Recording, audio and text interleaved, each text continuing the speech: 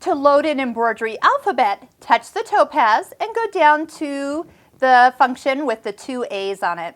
Here you're going to find your 2 built-in alphabets in 3 different sizes. The 12, 20, and 30 to the side indicates how tall they are in millimeters. 12 millimeters is fairly small, 20 medium, and 30 big. What you see in your booklet is actual size of those letterings.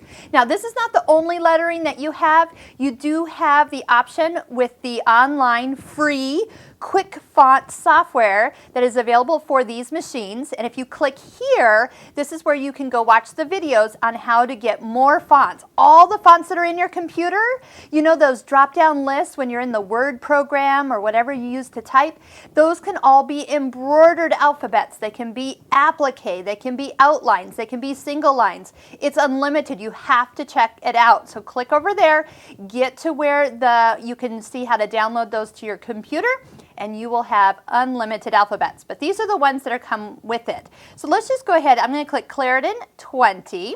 And here is where we can type out our name, our date. We can spell out words in sentences because we have a space right here. And if you need to delete anything, because I touched a Y, touch the trash can. So you have uppercase, you have lowercase, and you have your numbers and symbols. So if you just want to go ahead, if we spell love, you can do capital L and then lowercase O-V-E. And then touch the check mark and it will show on the screen. Now notice it comes up with a 120 by 120 hoop.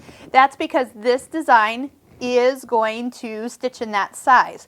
Now if you're going to be using the larger hoop or adding more stitches to it or other designs, you want to go over to the hoop and tell it that you're maybe using a bigger hoop, and then we can go ahead and add to it, bring in additional designs to create our final whole entire stitch out. So we don't have to stitch it out individually. I love that you can do that. You can also bring in multiple lines. So if we go into Clarendon and love, how about we'll just do love you.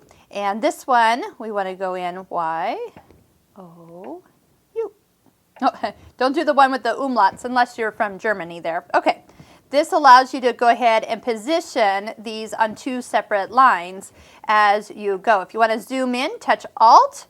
You can come here and we can zoom in on an area. We'll show you the zooming option and where you can come in now and move little up or down. And if you need to position it a little bit of the arrows left or right, see the small increments that you can do.